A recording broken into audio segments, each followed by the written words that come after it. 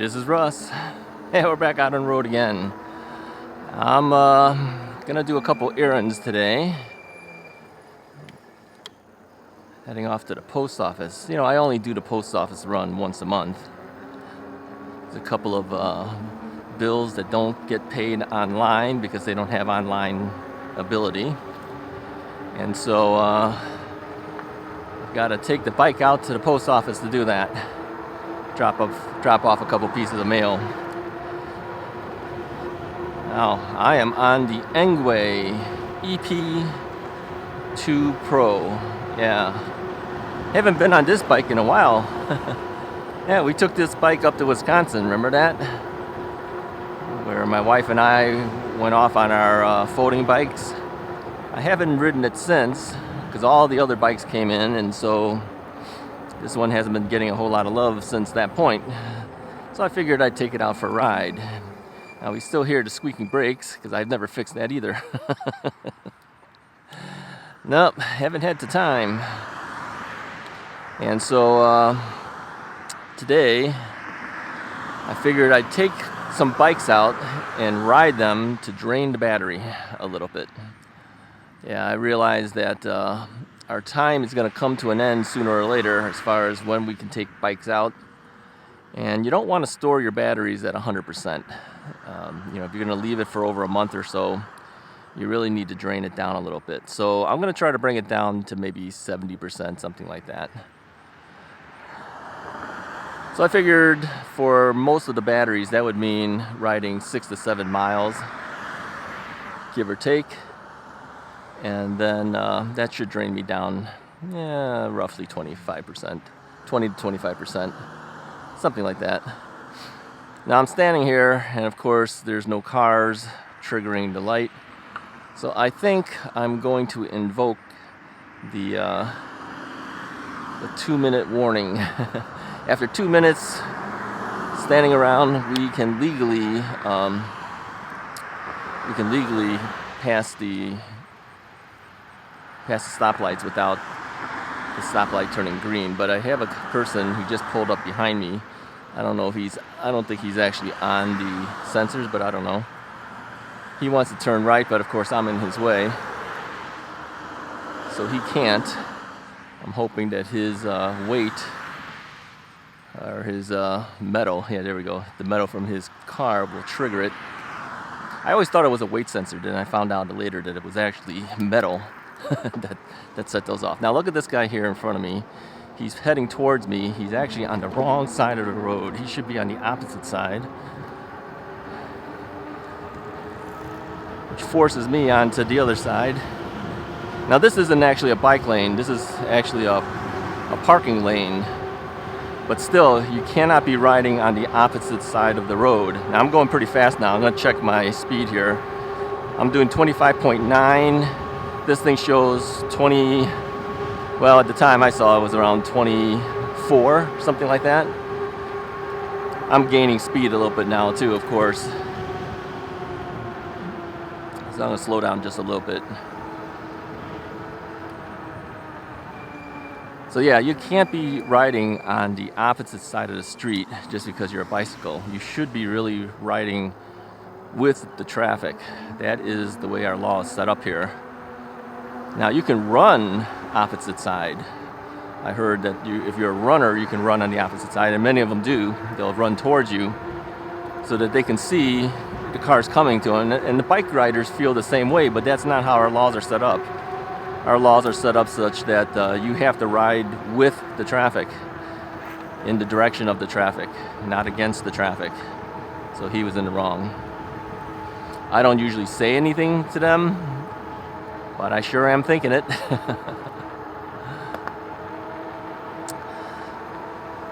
So yeah, we've got to deplete some of the batteries. I have a number of e-bikes now, and so I cannot let them all sit at 100% capacity. So I figured the best thing to do is bring them all down to 70% roughly.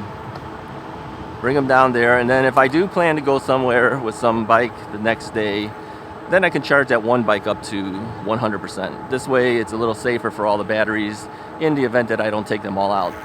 Now, if all these other bikes had come in earlier in the year, I'd leave them at 100% because I'd be rotating bikes, but I can't do that when the weather starts getting colder. I'm not going to be going out when it's really cold.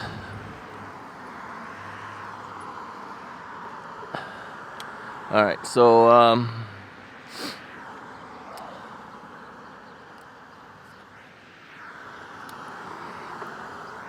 so now we're going to go on a street that's a shared path here. So I will be in the same lane as the cars. Our markings, of course, show that it is a bike lane right here. Cars should know that they need the shared lane with me, but I find that not all cars understand that. Still, I don't force myself into the curb. I take about a third of the lane. So I'm not in the middle of the lane, but I'm about a third or so into it. Which means that the car needs to go around me. He's going to have to move over into the middle lane a little bit to do it. I find a lot of bike riders will ride right up on the curb. Well, if you do that, then that car is not going to move at all. He's going to stay in his lane exactly where he normally is and force you into the curb. This way I'm forcing him to move rather than him forcing me to move into the curb. I think on the long run that's actually safer. Cars might not like it, but that's their problem. Because we legally have the right to be on this lane just as they do.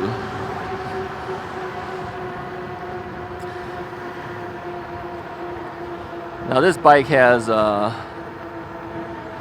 cruise control, but it doesn't have the power level of some of the other bikes.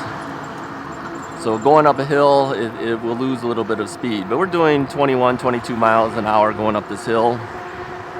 The bike does do 28 miles per hour. And like I said, I'm trying to drain the battery, not prolong it right now. So I'm going to give it the worst conditions it can get in order for me to drain the battery, and that would be throttle it.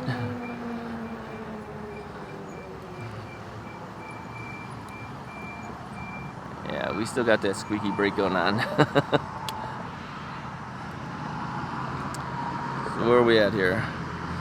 13.1 miles. I started at about 11 miles in on this thing. I did not reset the trip meter. So if I want to do 7 miles, I started at 11, I need to be at 18 miles. When 18 miles hits, I'm going to swap out the battery. I have 2 batteries for this Engwe. And by the way, if you're interested in buying this bike, it is the least expensive option that I know of that has 2 batteries available for you. If you go into the affiliate links in the description of the video, you'll see I recommend that you not just buy the bike by itself, buy the one that says battery something or other. I don't know what they call it. It's the same model, but it has a battery in parentheses, and that essentially adds 1 extra battery for you at a lot lower price than it would cost you to buy the battery separately. So if you buy it at the same time, I believe if I'm not mistaken, I can't recall everything, I believe it's about $1,100 with 2 batteries. That's a pretty good deal.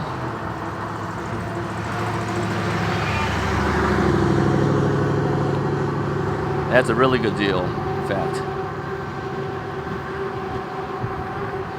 Don't buy it with 1 battery. I think it's like $49 or $50 more, you get a second battery. If you bought it separately, what is that thing? $250, $299 more for a battery? You want to spend the extra $50. Get the second battery. You're going to need it. These bikes in general, of this style of bike, this folding bike, they don't typically give you the best range out of 1 battery, so you need 2 to really go.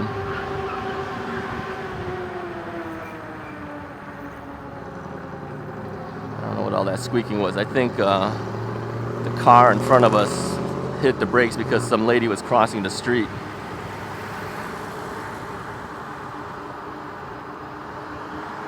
Yeah, you gotta be careful out here. You get killed on the street.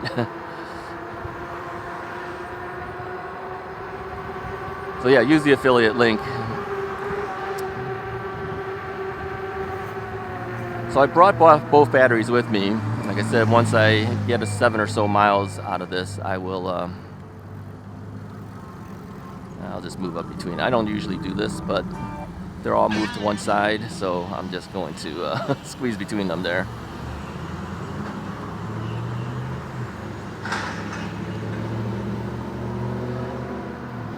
Yeah, when I took this bike out to Fox River Trail, we did about 40 miles between the two batteries. For me, my wife did it in one battery, and she still had like 3 bars left. And that's only because she doesn't weigh anything. She weighs very little. But I'm a heavy guy, so I eat up batteries like crazy. And this is why I asked Engwe to give me a second battery. Because one battery would not get me anywhere. I wouldn't be able to take this bike to any of the places I typically go to if I only had one battery. I would be able to get there and then turn around, come back, wouldn't be able to do a thing afterwards.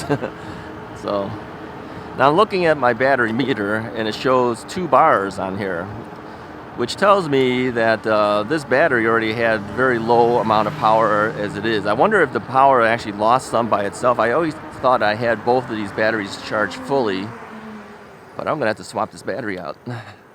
I may even have to charge it up a little bit.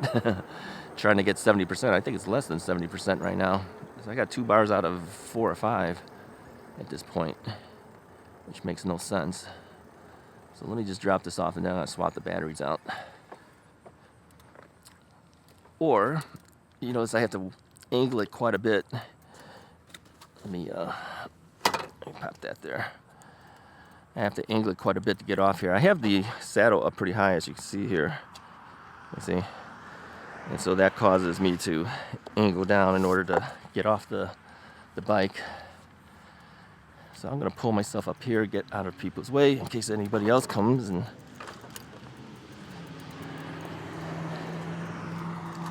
alright, so to change this battery is kind of a pain because it's within the frame and there's a key that goes with it.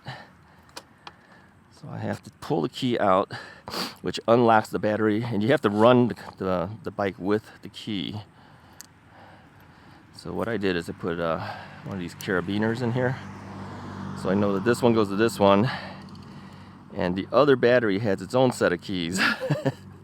So I've got 4 keys, you know, they give you a pair. So I need this key to deal with the other battery, and the key must be in the battery in order for you to even ride the bike. It's kind of a safety, so in case anyone tries to steal your bike, they're not going to go pretty far if they don't have the key, because they can't start the bike. So I'm going to pull this battery out right here.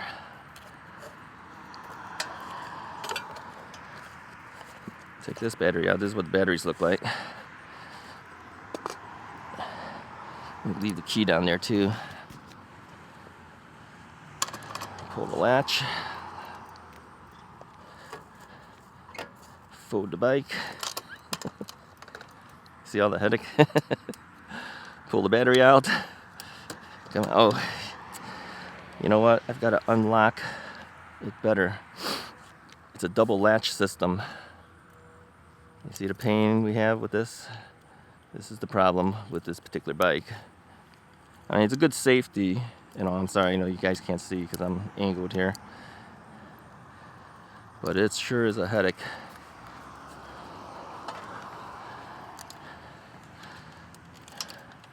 I think I have to unlock this better. Otherwise, it's not going to work. Of course, I can't see what I'm doing either. I'm just feeling for it.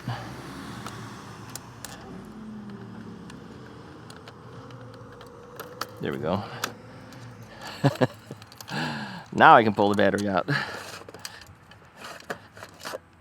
Alright, so now that this one's out, this other one can go back in.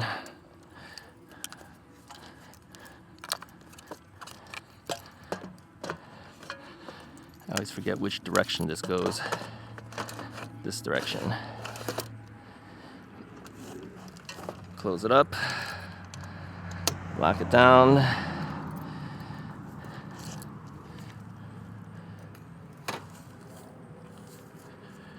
Reconnect this over here so I don't lose it.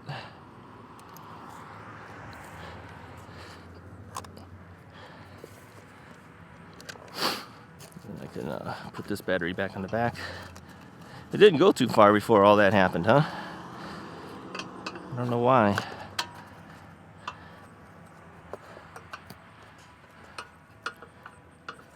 I'm gonna have to check into that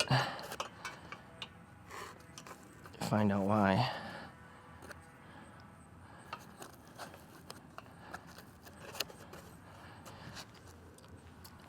Now I gotta take this key, put it into this battery, and turn it on.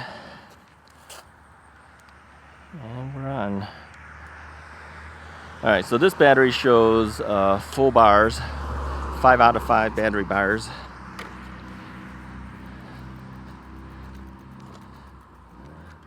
So hopefully this will be good, unless I didn't. It's possible I didn't charge up that battery and I thought I did, but it sure drained a lot faster than I thought.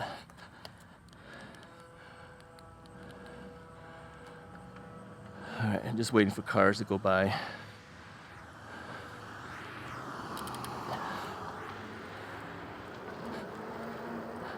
Now I do know that using the throttle really drains this battery like crazy. I just didn't think it was going to drain it that fast.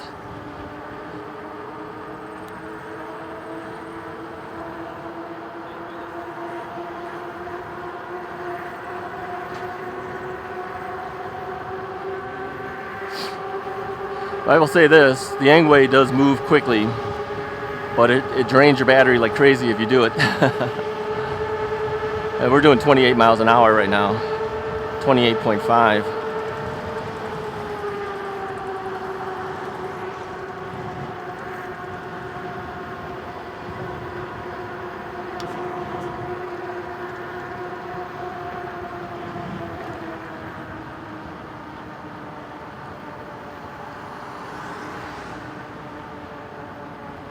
Alright, we'll be taking a left over here with the car or the van.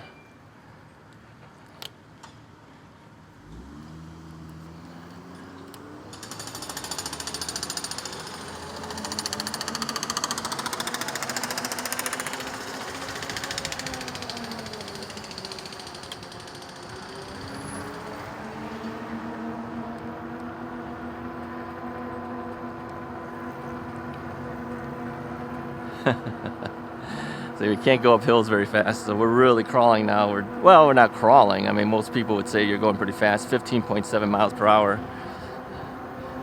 But it feels like you're crawling in comparison to how fast we were going, right?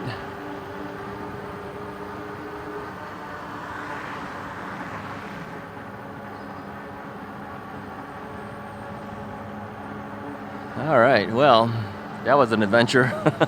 I didn't think I was going to change that battery that quickly. I thought for sure that we would be able to go and ride a little bit first before the battery needed to change, but wow, how did that happen so quick? Well, like I said, I'm not in the business to extend the battery today. I'm trying to drain it. That one may have drained a little too fast or too much. So yeah, I've got to do this to each of the batteries on each of the bikes. So once I get to a level where I feel like, okay, I think that's enough, I'm just going to swap out bikes. So we're not going to go too far, obviously, today, having to do this. No, I know most people don't have this problem of, swapping this many times, because most of us don't have that many bikes. But, with these review bikes that have come in, I now have the responsibility to keep them good, right?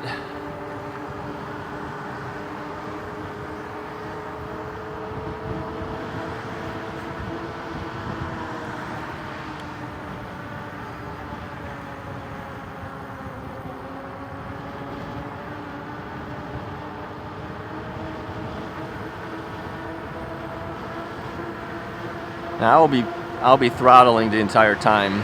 I don't even plan to pedal today at all. Pedaling helps the battery. I don't want to help the battery. I want to drain the battery.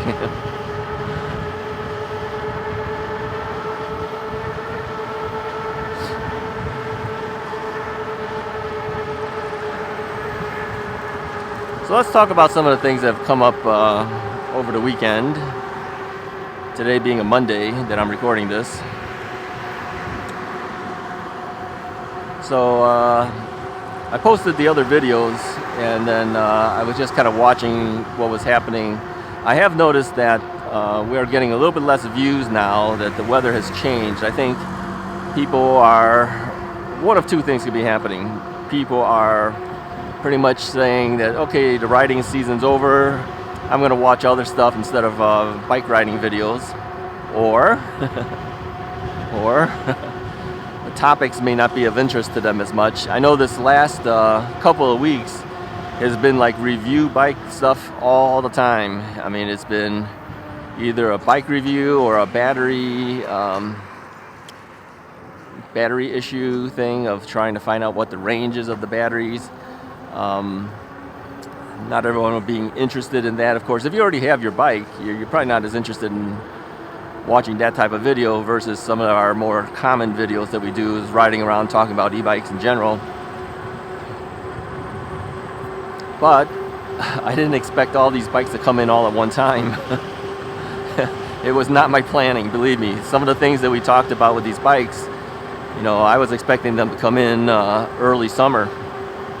And here it is in the fall, and they all show up. So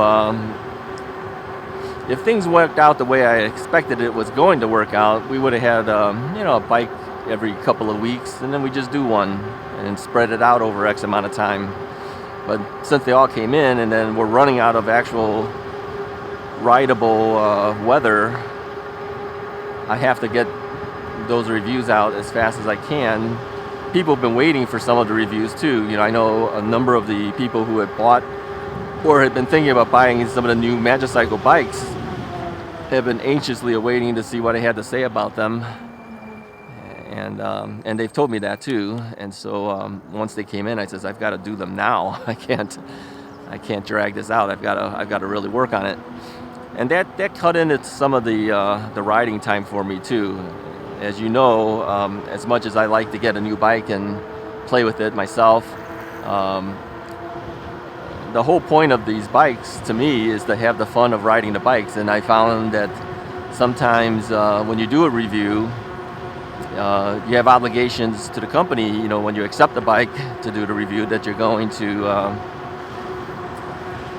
do a certain number of videos for them, and you're going to talk about certain things like what your impression of the bike is, how far the bike can go with the battery, and those type of things. So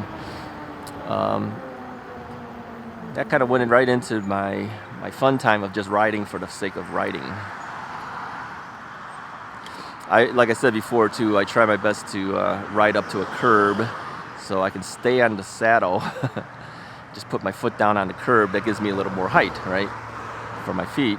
Otherwise, if I wanted to put my feet down and stay seated on the saddle, I'd be tilted so much I'd be falling off the bike. But if you go right up to a curb when you stop, you put your foot there. It's like a footrest.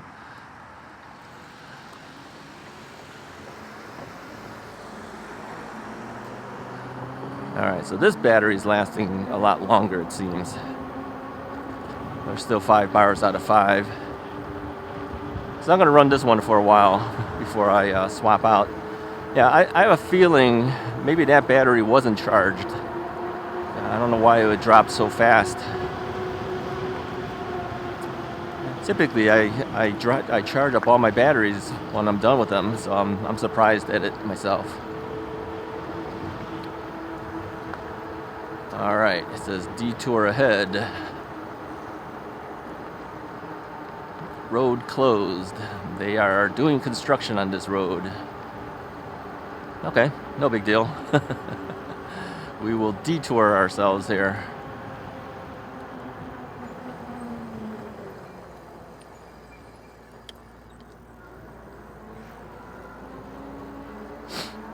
All right. Now, a couple other things I wanted to talk about too. Since we're on the subject of batteries for the last couple of weeks, let's talk about batteries a little more while we're trying to drain this battery. Somebody asked me if I had thought much about battery explosions and fires and all that fun stuff. Yeah, that's not fun for anybody, believe me. It is a concern. It's something I think about all the time because I have a lot of lithium ion in my house. Keep going. Come on. I'm not doing anything, lady. Just keep going. When they stop that long, I have to stop, and I don't want to stop.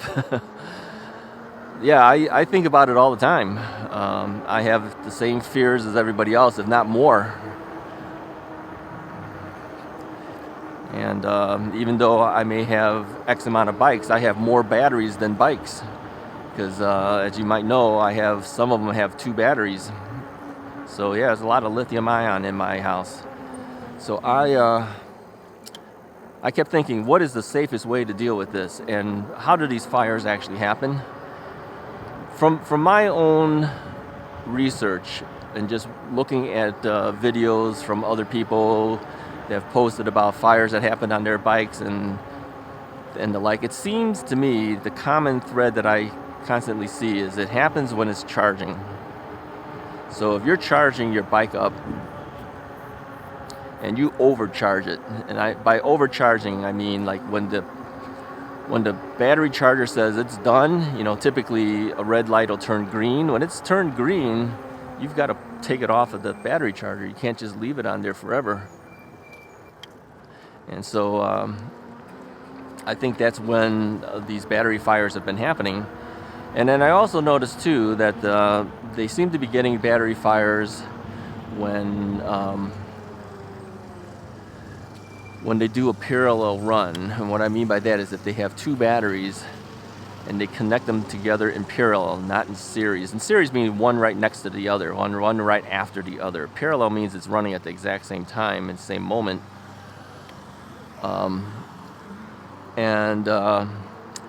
That seems to be a common thing too, that the parallel run ones are the ones that seem to have a lot of problems with battery fires. And then when they go to charge it, you need to get the potential of both batteries to be the same. You can't have one at like 52 volts and then the other one is down at 47 volts and try to run the batteries together. That's not good, all right? They have to be pretty much at the same potential when you run them in parallel, and it's a possibility that when people are trying to either charge them up together or run them together, they have a problem, the battery doesn't like it, and it blows up. So for me, that I run 2 batteries sometimes, but I don't run them together. I want to run one until the battery is exhausted, and then I change it out, just like I did on this bike, on this video. I changed it out when I said, okay, the battery's done, I'm pulling it out of there, okay? It's kind of a headache, especially out in the field to do that. Well, on this style of bike, it's more of a headache. Other bikes, I just disconnect the plug and then I plug it into the other one. This one, I got to physically pull it out of the inside of the bike. I got to put a battery, the lock, the key in the lock and everything, and turn it, and it's a big ordeal. I don't have any fun doing that. And then you got to fold this bike essentially in order to get the battery out of there too. So it takes a long time. It's not as much fun changing the battery out on this type of bike. But for the price of what the bike is for $1,100 with 2 batteries, yeah, you learn to live with that, right? And the convenience. I mean, how could you beat the convenience of a folding bike? I could stick it in my wife's SUV and go somewhere with it. I can't do it that easy with a regular bike. Full-size bike, that is. So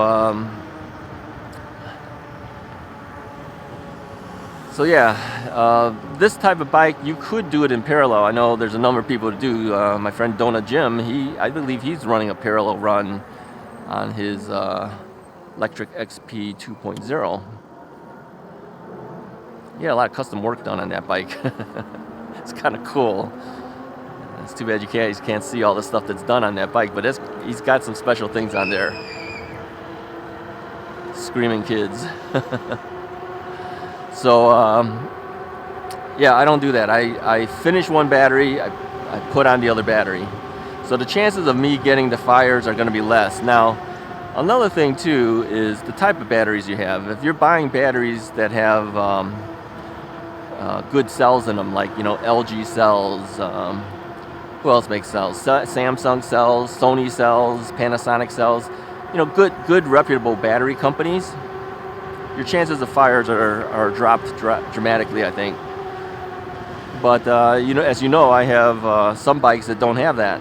Some of the bikes have some of the Chinese cells in there, and it seems like a lot of those bikes are the ones that seem to have potential for fire.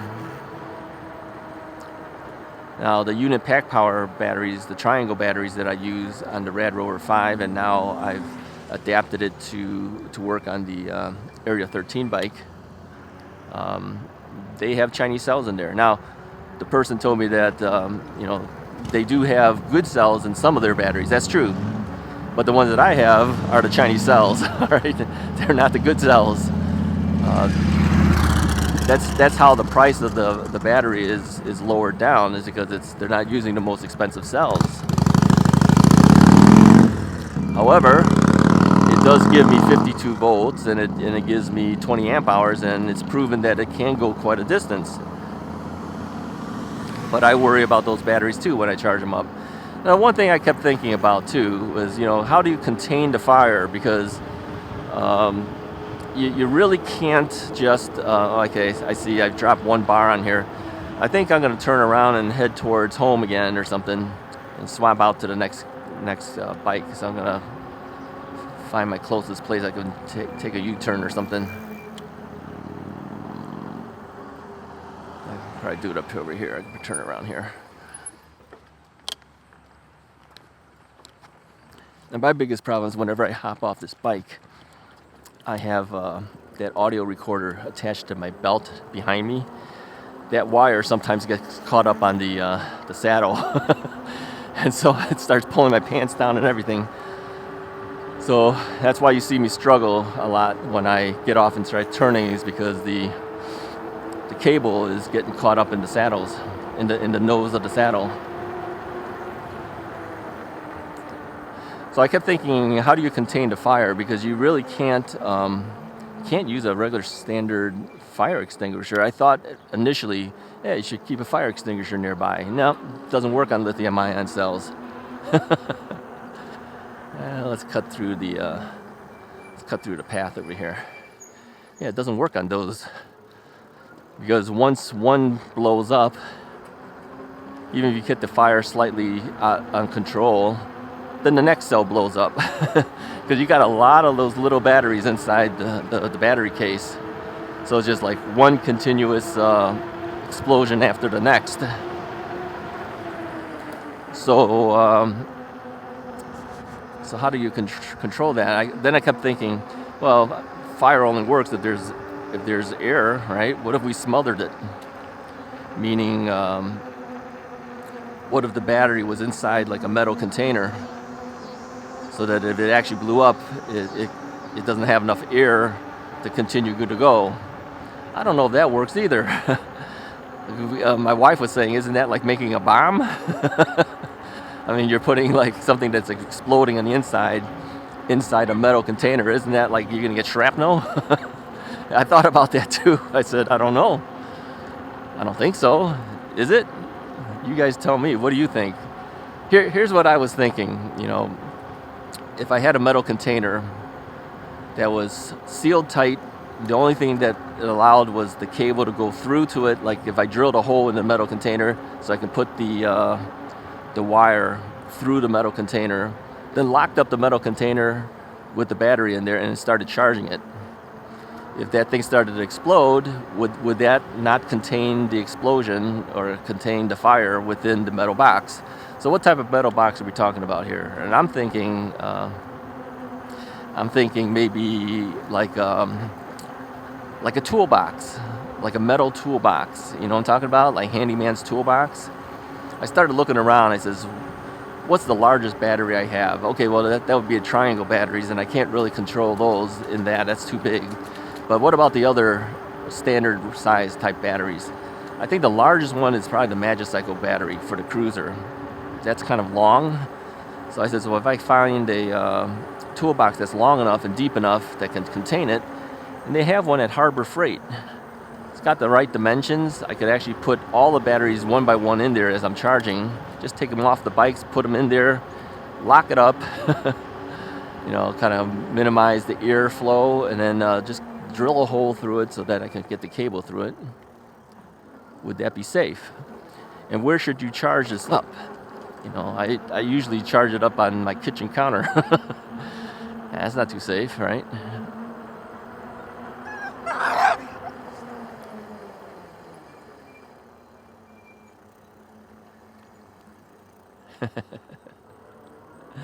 Thank you.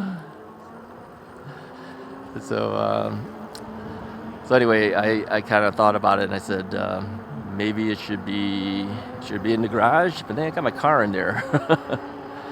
Or if my wife's car is out of the way, charge it right in that spot. That's where I was trying to charge the bikes before, when the batteries were on the bike. That way I kind of figured that the fire stays in there and doesn't burn down the house as much. I don't know if there's a good place to do this, quite frankly, or am I thinking too much? Are you paranoid too much? But when you look at all the people who've said that they've had lithium-ion battery fires, it really does make you kind of think, right? Let me know in the comments below. What do you think? Do you think doing it, like I said, is a safe way to do it? Put it inside a toolbox, seal it up, metal toolbox. Now I'm not talking, you know, like the plastic ones. Metal toolbox, seal it up, drill a hole in it just so that the cables can go through it, and then leave it at that, and then charge it. What do you think? Is that a good idea? Or do you have a better idea? Let me know. Let me know how you're charging your batteries. Now, if you're just charging it just like most people do, probably still have the battery on the bike, and then you just bring the cable up there and you charge it. That's what I do for most of my bikes. Not always. Okay, this guy's stopping, let me through. So, but I think it is something to seriously think about.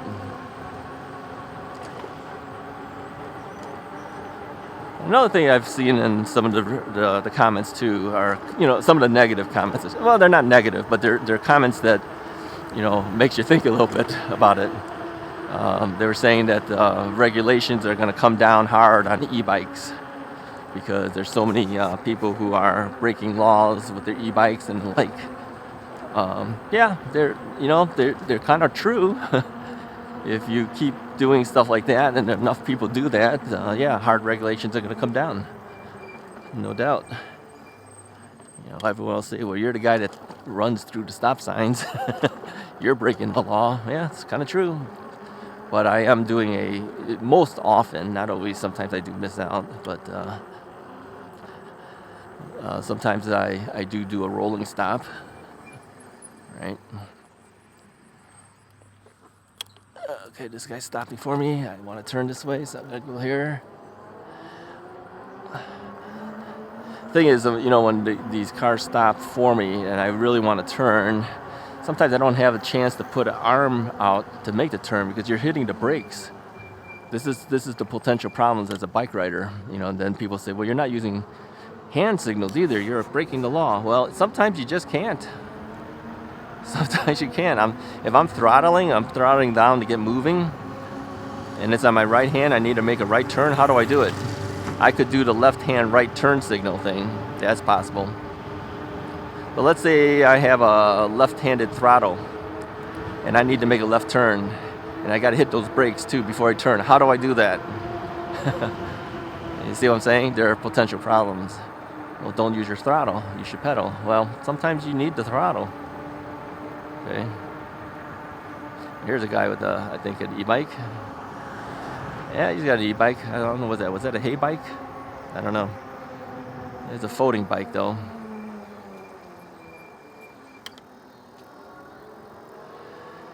Yeah, a lot of things to think about. Okay, now we're down to 3 bars. Anyways, if you like this video, go ahead and hit the like button, hit the subscribe button. I'll talk to you guys next time.